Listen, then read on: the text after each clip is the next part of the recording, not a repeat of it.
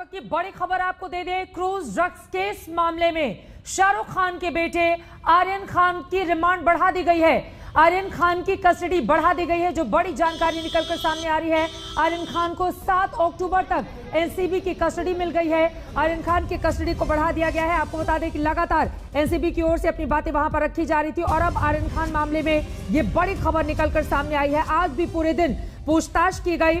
आर्यन खान जो कि शाहरुख खान के बेटे हैं, उस मामले में लगातार अब खुलासे होते हुए चले जा रहे हैं। 7 अक्टूबर तक के लिए आर्यन को एनसीबी रिमांड और मिल गई है, क्योंकि अंतर्राष्ट्रीय कहा जा रहा है कि चूंकि ड्रग रैकेट कुछ ऐसी जानकारी एनसीबी को मिली है जिस तक वो पहुंचना चाहती है। इसी वजह से पूछताछ और ज्यादा आर्यन खान से वो कर लेना चाहती है। इस पूरे मामले को जिस तरह से आप देख रहे हैं, कल उनको 1 दिन की कस्टडी में भेजा गया था एनसीबी की। हालांकि उनके वकील की ओर से लगातार पक्ष सामने रखे गए, लेकिन उसके बावजूद राहत नहीं मिली और अब ड्रग केस में आर्यन खान की रिमांड बढ़ा दी गई है। अरबाज और मुनमुन की भी कस्टडी बढ़ा दी गई है। आपको बता दें, शाहरुख खान के बेटे आर्यन खान क्रूज में चल रही ड्रग्स पार्टी में शामिल पाए गए। शनिवार देर रात मुंबई से गोवा जा रही क्रूज पर नारकोटिक्स कंट्रोल ब्यूरो की टीम ने छापेमारी की थी, जहां से ड्रग्स की बरामदगी हुई थी। इस पार्टी में आर्यन भी मौजूद थे।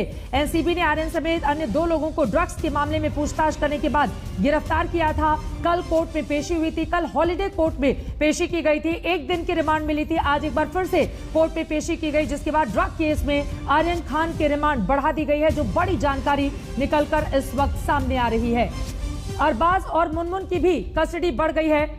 ये बड़ी जानकारी, बड़ी खबर और यकीनन इसी के साथ इन तीनों की ही मुश्किलें यहां पर बढ़ती हुई, क्योंकि कई दौर आमने सामने बिठाकर भी तीनों से पूछताछ की है नारकोटिक्स कंट्रोल ब्यूरो की टीम ने।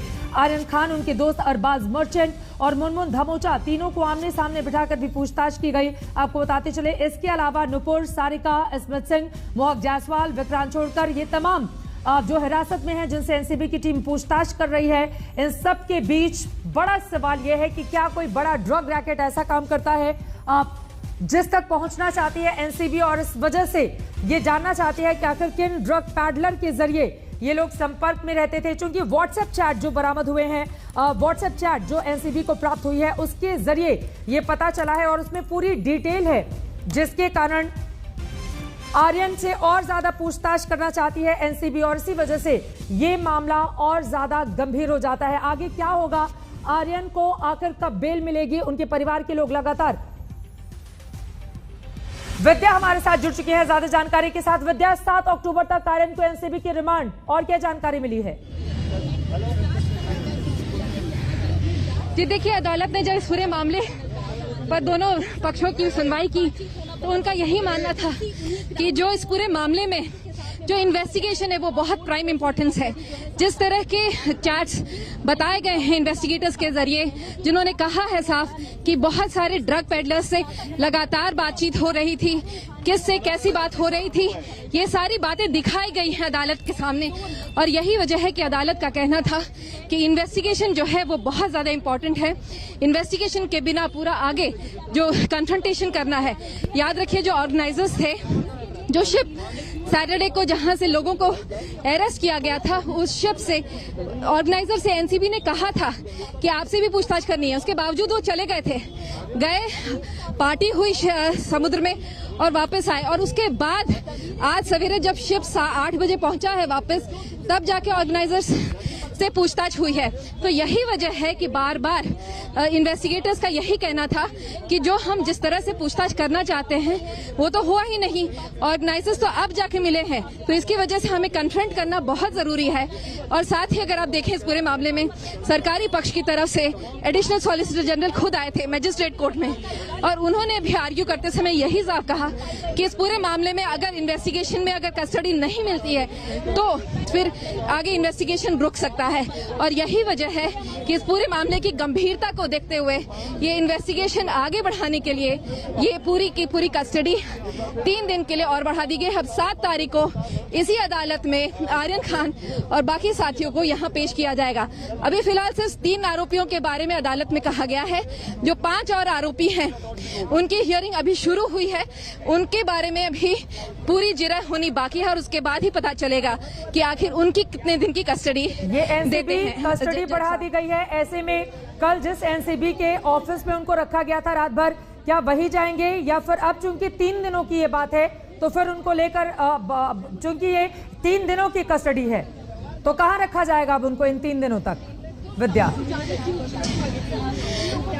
जी देखिए, पूछताछ के लिए तो एनसीबी का ऑफिस में ही ले जाना पड़ेगा, लेकिन आपको याद रखें इस पूरे मामले में बहुत सारे लोग हैं।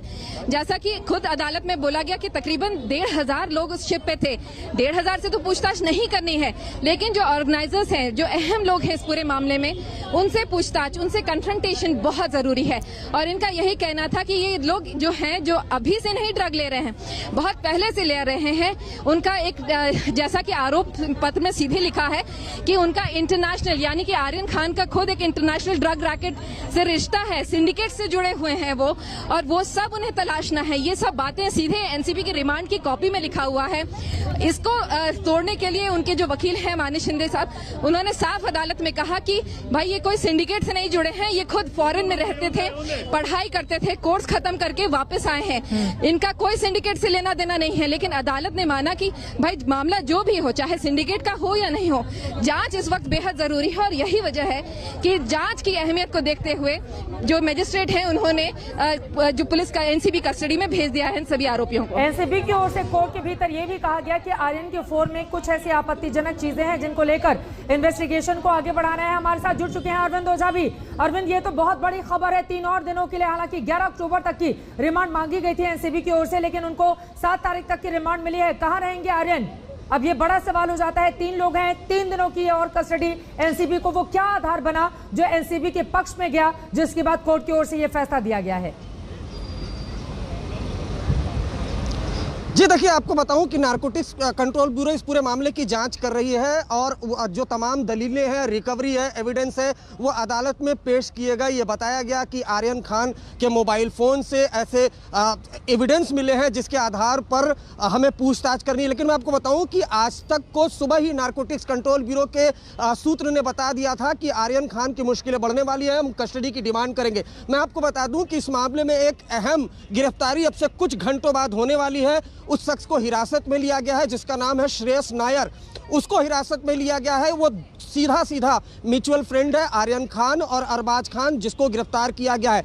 3 दिनों की कस्टडी यानी 7 सितंबर तक। आपको दिखाना चाहूंगा, ये जो एक्सचेंज बिल्डिंग है नारकोटिक्स कंट्रोल ब्यूरो का दफ्तर चित्रा, यहीं पर शाहरुख खान के बेटे आर्यन खान समेत जो 2 आरोपी हैं उनकी रात इसी 4 दीवारी में जो नारकोटिक्स कंट्रोल ब्यूरो के अंदर जो हवालात है उसी में बीतने वाली है। अब से कुछ देर बाद जो तमाम आरोपी हैं उनको यहाँ पर लाया जाएगा, पूछताछ की जाएगी। मैं आपको बताऊं कि कल देर रात नारकोटिक्स कंट्रोल ब्यूरो ने बड़े पैमाने पर छापेमारी की थी, जिसमें श्रेयस नायर को पुलिस ने डिटेन किया था। दरअसल आर्यन खान और अरबाज सेठ मर्चेंट की पूछताछ में श्रेयस नायर का नाम सामने आया था। उसके बाद सुबह नारकोटिक्स कंट्रोल ब्यूरो की टीम पहुंची थी क्रूज, वहां पर छापेमारी हुई। 8 लोगों को हिरासत में लिया गया है। नारकोटिक्स कंट्रोल ब्यूरो के दफ्तर में उनसे पूछताछ की जा रही है।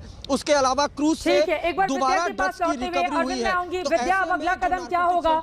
बिल्कुल, मैं आ रही हूँ अरविंद आपके पास। अगला कदम क्या होगा अब आर्यन के वकील का, क्योंकि 3 दिनों की रिमांड अपने आप में यकीनन उनकी मुश्किलें काफी ज्यादा बढ़ चुकी हैं अब।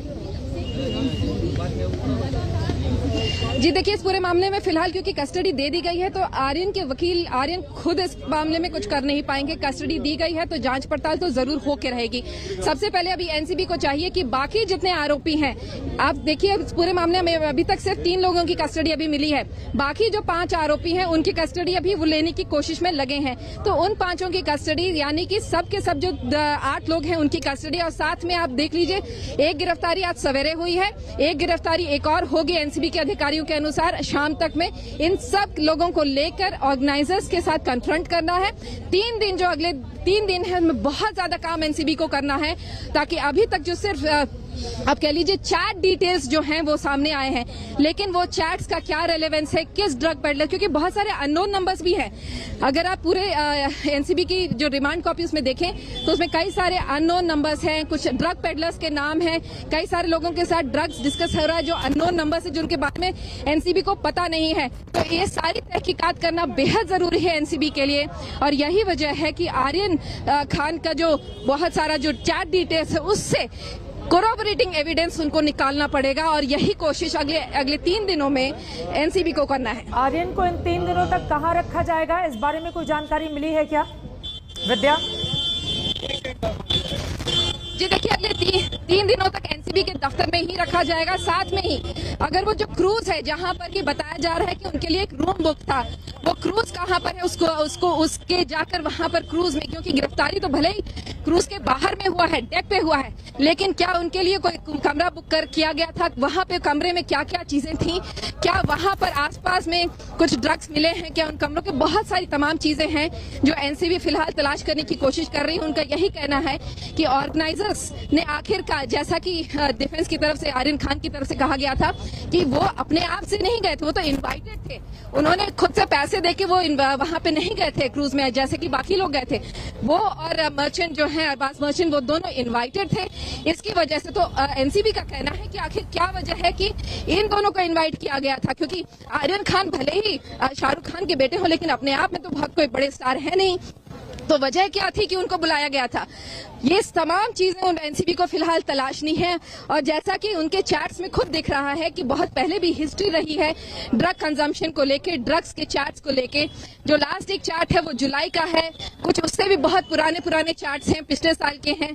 तो यही वजह है कि एनसीबी को जांच पड़ताल करनी है कि आखिर ये डीलिंग्स किसके साथ हो रही थी, किस तरह के ड्रग्स को ले रहे थे। भले ही उनके पास से कोई ड्रग न मिला हो, लेकिन उनके साथ वालों के साथ